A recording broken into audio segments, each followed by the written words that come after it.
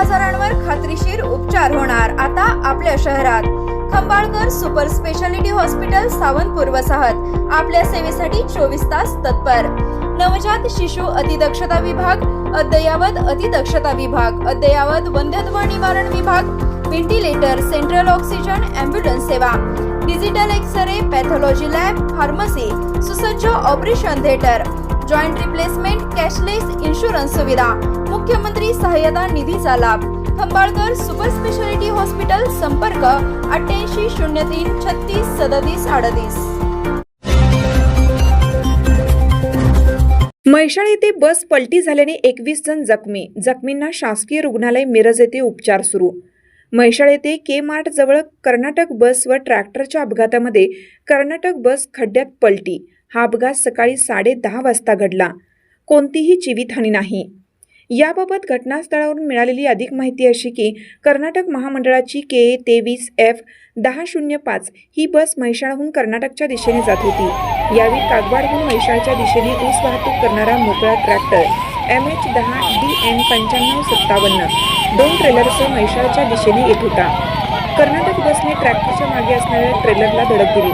त्यानंतर बसवरील ताबा सुटल्याने कर्नाटक बस अंदाजे 30 फूट उंचीवरून खड्ड्यात कोसळली। या बसमध्ये जवळपास 40 प्रवासी प्रवास करत होते। अपघातानंतर म्हैसाळ येथील तरुणांनी बसमधील प्रवाशांना सुखरूप बाहेर काढलं। बसचा चालक मात्र बराच वेळ अडकला होता। बस चालकाचा उजवा पाय मोडला आहे। शर्तीचे प्रयत्न करून बस चालकाला बाहेर काढण्यात आलं। सर्व जखमींवर मिरज येथील शासकीय रुग्णालयात उपचार सुरू आहेत।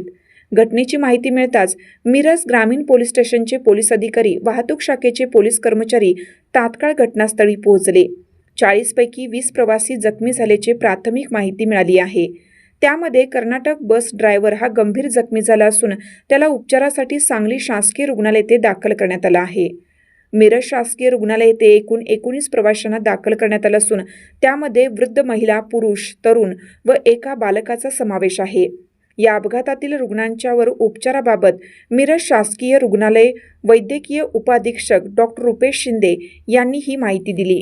म्हैसाळ आणि कागवाड याच्यामध्ये आपल्या एक ST बस मेजर ॲक्सिडेंट होऊन उलटी झालेली आहे, पलटी झाली आहे आणि त्यामधील 20 पेशंट आपल्याकडं ॲडमिट झाले।